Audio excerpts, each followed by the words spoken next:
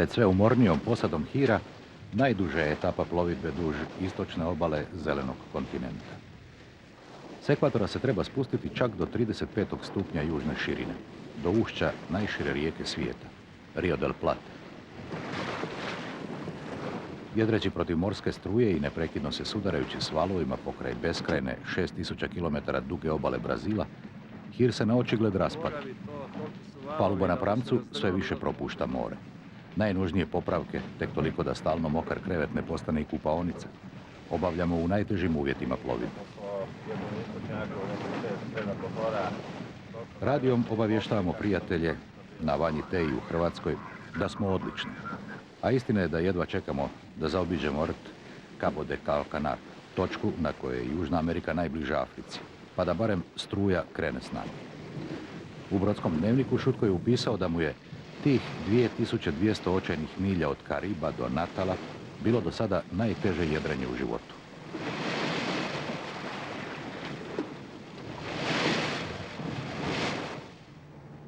Nakon 14 dana jedrenja od Amazone uplovili smo u prvu poštenu luku, Salvador.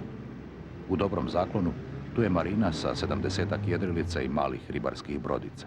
I napokon miran, ravan krevet. Ovdje se kao prvi Evropljanin iskrcao Amerigo Vespucci godine 1501. A pola stoljeća poslije Portugalci sa 400 vojnika, 400 prvih useljenika i nešto prostitutki osnovali su grad Salvador, koji je sljedeća 2,5 stoljeća bio prijestolnicom Brazila. Najvažniji razlozi bili su što su u blizini otkrivena važna nalazišta zlata i dijamanata i što je to bio najbliži grad Africi, vrlo pogodan za brz dovoz crnih robova.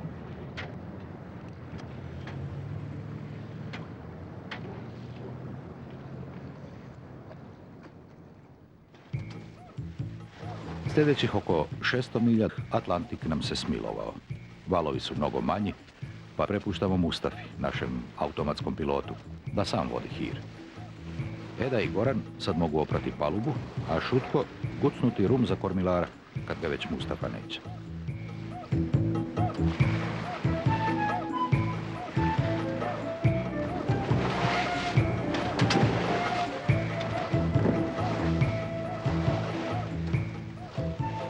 Imamo sreće i s ribolovom. Luka na Panulu najprije diže slasnu tunu od barem 4 kg, a odmah za njom i veliku zubatu beštiju, barakudu. Prelazimo 20. stupanj južne širine i susrećemo sve više teretnih brodova. Blizu smo Vitorije, jedne od najvećih brazilskih izvoznih luka za željeznu rudu i ugljen, i glavnoga grada savezne države Espirito Santo. Vitorija leži na otoku u dnu prostranog zaljeva Espirito Santo, a s kopnom je povezana s nekoliko visokih mostova. Ksenija i Luka zovu tatu Ozrena, našega drugog skipera koji stiže u Rio de Janeiro. Vežemo hir u izvrsnoj marini Viktorije, iza nje brdo nalik na glavu šećera i obala je slična, makar je odavde do Rija još gotovo 300 milja.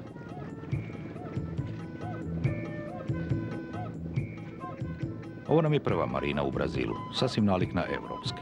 Ima sve servise i vode koliko hoćeš, pa temeljito peremo i sušimo već sasvim pljesnive madrace, vreće za spavanje i pokrivače. Ovdašnji motorni čamci imaju čudnovato visoka brazilska nadgrađa, no deseci malih regatnih jedrilica jaht kluba Vitorije govore o sasvim europskom nasljeđu tradicija u sportskom jedrenju.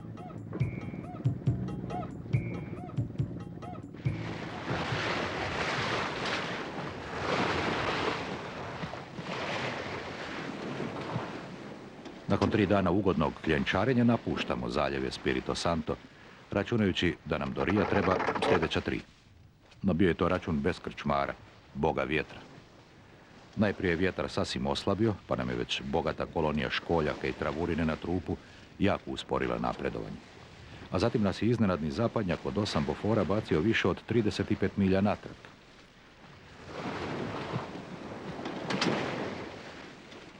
Zbrojivši točan račun na kraju, u najljepši grad svijeta, dojedrili smo za 6 dana i noći. Između 10-ak prestižnih klubskih sportskih lučica u Rio de Janeiru za koje treba imati važno ime i pozamašan račun u banci. Izabrali smo javnu Marinu Gloria u središtu grada.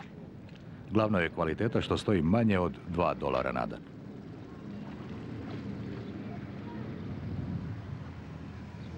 Tu smo se odmah mogli posvetiti našim omiljenim prestižnim aktivnostima pravih jahtmena, a da nas nitko sumnjičavo ne gleda.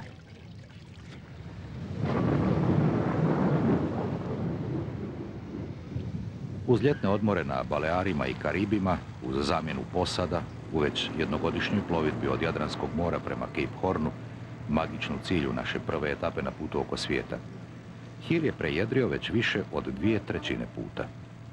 Odlučili smo da ga baš u Riju oslobodimo od debelih, hrapavih naslaga flore i faune na podvodnom dijelu i dostojno pripremimo za do sada najteži ispit. Prijelaz iz Atlantika u Pacifik. Nekim čudom, najjeftiniju ponudu za dizanje hira na suho dobili smo u najskupljem, Jate klube do Rio de Janeiro. To što sve sami radimo, objasnili smo potrebom školovanja mlade posade i visokim zahtjevima u pogledu kakvoće rada.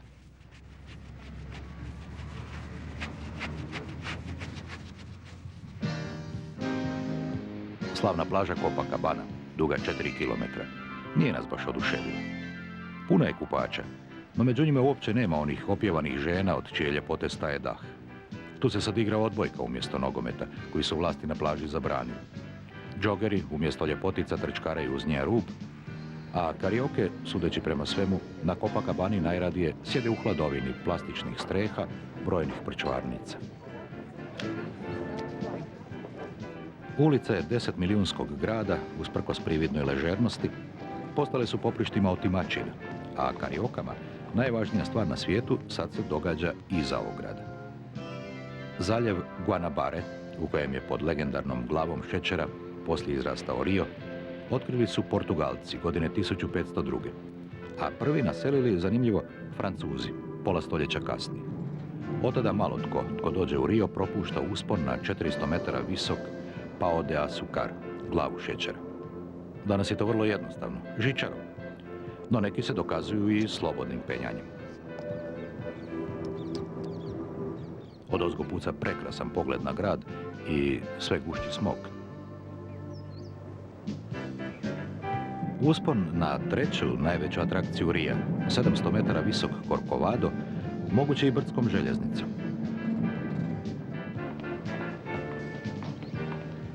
Na tom najvišem vrhu iznad grada, kip stvoritelja stražari zapravo nad jednom zabludom. Otkrivši zaljev Guanabare na samu Novu godinu, 1502. Portugalci su vjerovali da je to ušće velike rijeke i dali su mu ime Rio de Janeiro, januarska rijeka.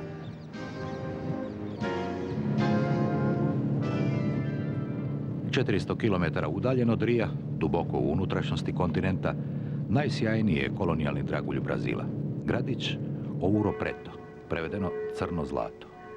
Utemeljen godine 1711. u samom početku zlatne groznice, još i danas odiše ugođajem 18. stoljeća. Bio je glavnim gradom savezne države Minas Gerais do 1897. U gradu i okolici nalazi se 13 najljepših baroknih crkava Brazila, a za cijelo najpoznatija, pravo remek djelo, je São Francisco de Assis, rad najpoznatijega brazilskog kipara, ali i Žadinja. Zlato koje je u dodiru sa zrakom pocrni, tu je otkriveno već prije, a ponovno ga je 1698. otkrio Antonio Dias de Oliveira, uvjeren kako je pronašao obećani Eldorado. U okolici su pronađena najveća ležišta zlata na zapadnoj hemisferi, a i mnogo dijamanata. Vijest se proširila poput požara. U Ouru Pretu je uskoro živjelo 110.000 ljudi, pretežno robova, u vrijeme dok je New York imao 40.000 stanovnika. Golemo bogatstvo slilo se u grad, tako je samo petina, porez portugalskom kralju Joau, procijenjena na 100 tona zlata. Tim je zlatom izgrađen raskošni Lisabon, a Ouru Pretu ostale su uspomene, prelijepa arhitektura i današnjih 30.000 stanovnika.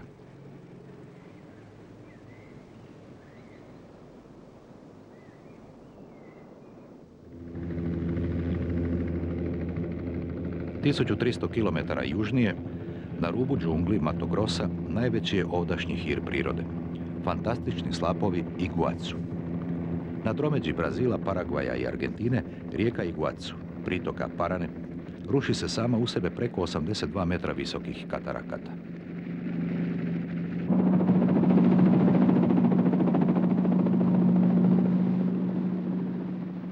Ti slapovi, viši od Nijagarinih, zapravo su niz od 275 međusobno stijenama odvojenih vodopada. Tisućama godina bili su obredno groblje u koje su bacani umrli iz indijanskih plemena Guarani i Paraguas, prije nego što je na njih nabasao prvi bijelac, Španjolac, Don Alvar Núñez. Dao im je ime Saltos de Santa Maria, no zadržalo se izvorno indijansko ime Iguacu, koje znači velika voda.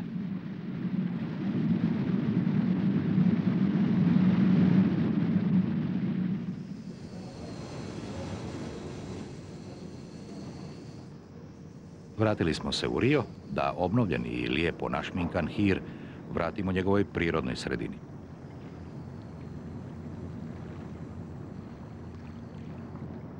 Ovako pomlađeni gladak bit će pod jedrima brži barem za 2 milje na sat, a što će nam do Cape Horna uštedjeti nekoliko dragocjenih dana.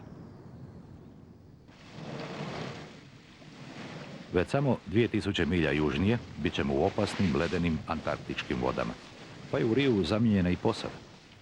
Sad je tu iskusni Ozren Bakrač, no zbog nekog krupnijeg nesporazuma sa Šutkom u ekspediciji na Horn više ne želi sudjelovati Nenad Borčić, planiran za osvajanje tog vražjeg grta.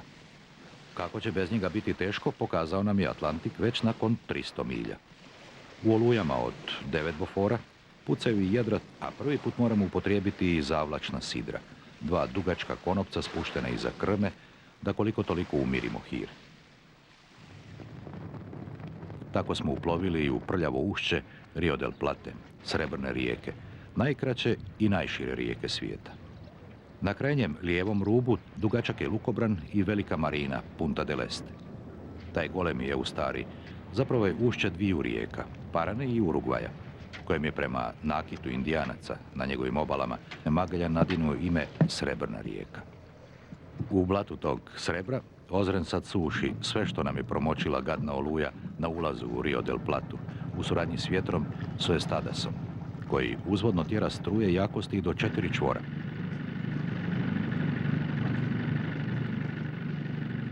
Zbog velikih novih rana koje je Hir zadobio odmah nakon onog šminkanja u Riju, premjestili smo brod u ugodnu sjenu i prihvatili se uobičajenih užitaka jahtmena s Jadrana. U igrama s metlom i deterđentom već smo profesionalci, no najteže oštećena ograda palube zahtijeva mnogo snalažljivosti. Ležišta stupova propuštaju more kao tuš u kupaonici, pa ih ozrica, tako ga zbog orijaškog stasa zovemo iz milja, mijenja, a stare rupe i pukotine pozorno i nježno brtvi silikonskim kitom, jer ispod je baš njegov krevet.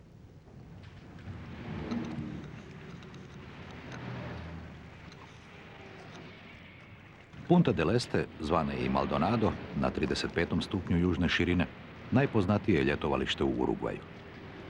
Ljeti, a to je ovdje od listopada do ožujka, tu je sve puno turista i nautičara, uglavnom Argentinaca. Dublje, u ušću Srebrne rijeke, drugo je turističko središte, Piriapolis. Zbog muljevite rijeke, ljudi se tu uglavnom kupaju u bazenima.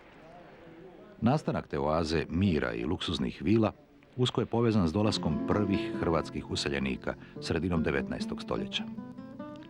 Kupivši to golo pustinsko područje, Filip i Antonio Lukšić mukotrpnim su ga pošumljavanjem pretvorili u pravi cvjetni vrt.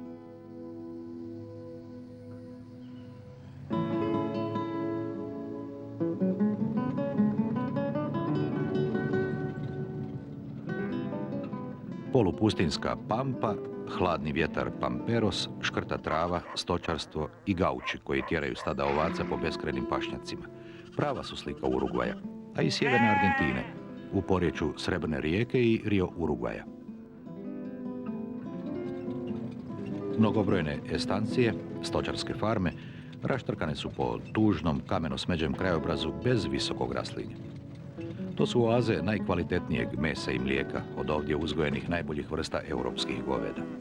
Urugvaj, uz Gvajane, najmanja zemlja na kontinentu s manje od 3 milijuna stanovnika, jedan je od vodećih svjetskih izvoznika mesa. Stanovništvo je španjolsko-talijanskog podrijetla, uz nešto Židova. Indijanaca, starosjedilaca gotovo i nema. A nacionalni dohodak od $1.700 razmjerno je visok u Latinskoj Americi.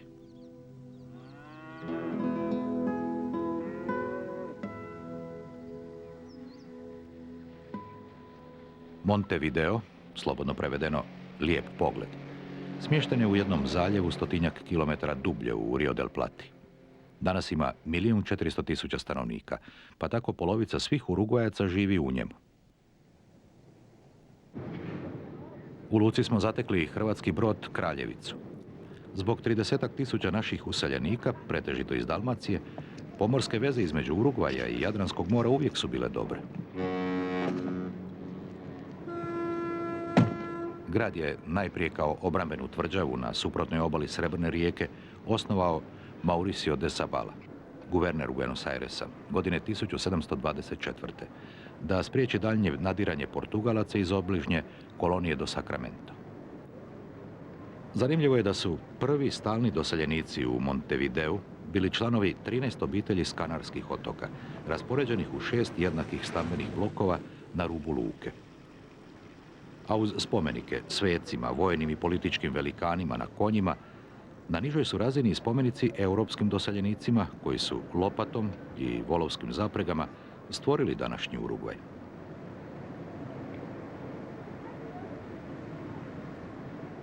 Nakon 2,5 stoljeća, Montevideo je postao mješavina lijepih, povijesnih zgrada i bezličnih, velikih stakleno-betonskih kocki.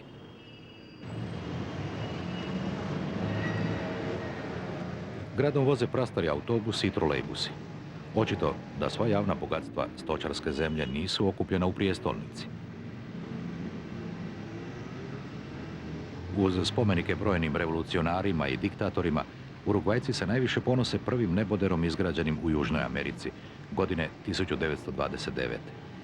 Zlobnici tvrde da je građen po uzorcima za čipkasto žensko rublje, a drugi ga uspoređuju sa sličnim Staljinovim mastodontima u Moskvi.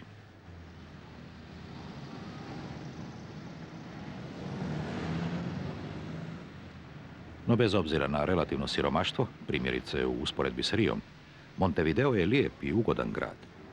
Kako ovamo iz provincije nisu nagrnuli ljudi bez egzistencije, nema ni favela, pa gotovo ni krađa, pljački i ubojstava. Tu se opušteno, bez straha može sjediti, časkati u brojnim dopadljivim restorančićima, a nisu napasni čak ni ulični prodavači.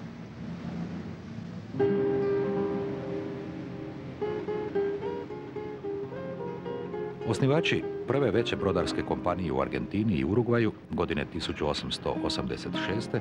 bili su Hrvati, braća Nikola i Miha Mihanović iz Dubrovnika. Tvrtka postoji i danas, pa smo tako iz njihove trajektne luke Sacramento zaplovili preko plitkog muteža Srebrne rijeke do 100 km udaljenog Buenos Airesa na drugoj obali. Stara luka, danas 10-milijunskoga glavnog grada Argentine, izjaružena u ušću rijeke Riachuelo, povijesno je najvažnija luka Južne Amerike za pomorce i useljenike s Jadrana.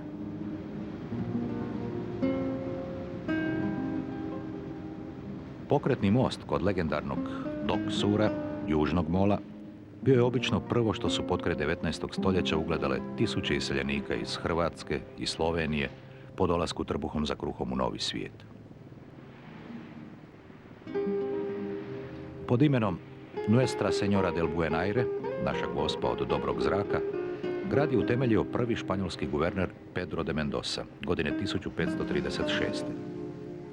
Ubrzo potom razorili su ga Indijanci, no Buenos Aires ponovno je uskrsnuo pola stoljeća kasnije.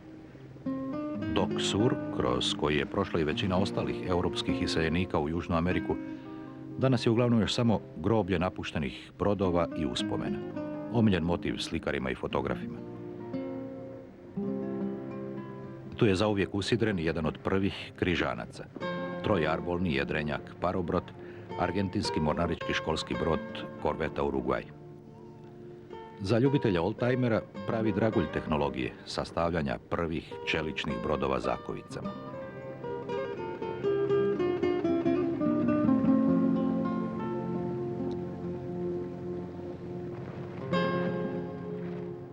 U luci još postoji legendarna krčma La Barca, u kojoj su kapetani jedrenjaka skupljali nove posade, a siromašni useljenici tražili prve lučke poslove.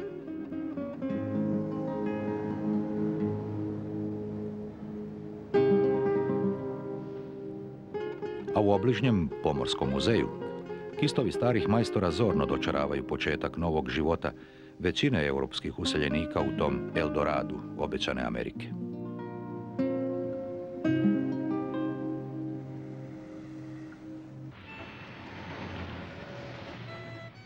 U najstarijim gradskim četvrtima La Boca i Caminito većina hrvatskih useljenika koji su ostali u Buenos Airesu sagradila je svoje prve skromne kuće. Caminito je danas s obnovljenim i živahno oličenim tim starim, kamenim, drvenim, pa i limenim kućercima postao prvorazrednom turističkom atrakcijom. Na starim zidnim mozaicima i muralima još sviraju ulični glazbenici. Još se po križevima jarbola penju mornari. A današnje skupine svirača po Caminitu sjetno u sadašnjost vraćaju nezaboravni duh starog Baeresa, kako ga nazivaju.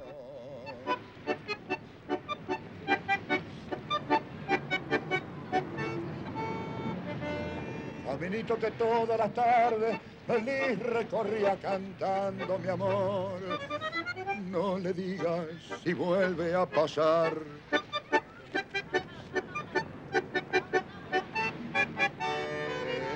Desde que se fue, triste vivo yo. Caminito amigo, yo también me voy. Desde que se fue, nunca más volvió. Seguiré sus pasos, Caminito, adiós.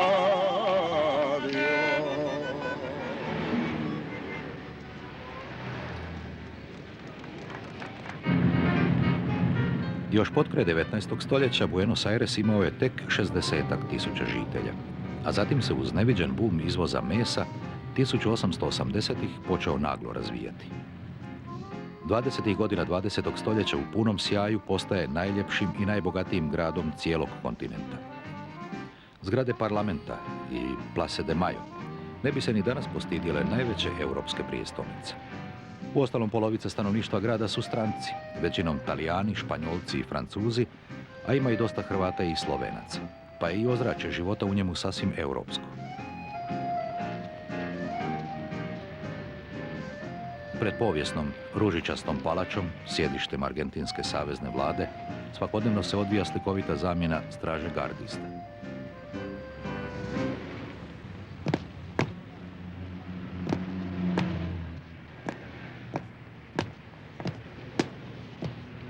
Sa stražnje strane palače još traju arheološka iskapanja i istraživanja njenih današnjih temelja.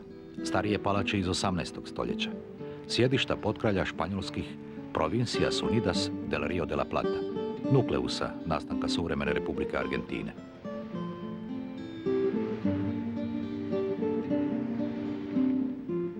Svojim ležernim načinom života Baeres nam se najviše sviđao. Tu se čak i golemo stablo koristi kao najugodniji suncobran za nekoliko manjih dopadljivih kafića.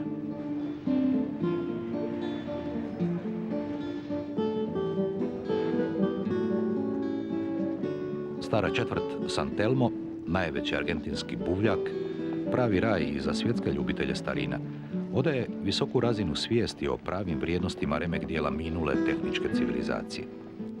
Sve je cehovski točno raspoređeno po strukama. Posebno staklo i porculan, posebno ukrasni okovi, pa stare svjetiljke, dalekozori, kamere, telefoni. Zna se što su originali, a što njihove potpuno vjerne replike.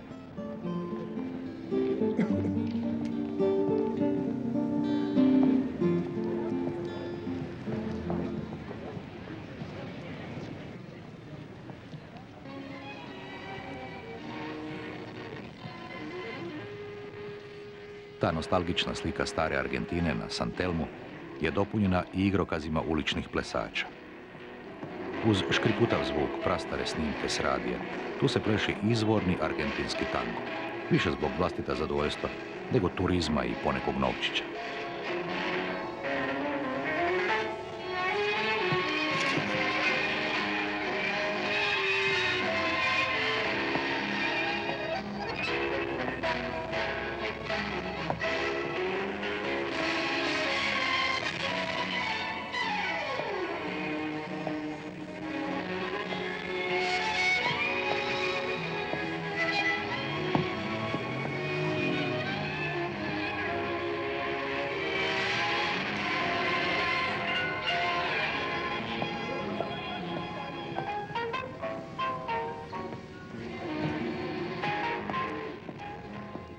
Baires je i matična luka tisućama nautičara. U jednoj od 10-ak marina na obali Rio del Plate, stari romantični riječni brod Lopatar pretvoren je u privlačan klupski dom. Oko njega je više od 300 domaćih jedrilica, većinom skromnijih od europskih standarda.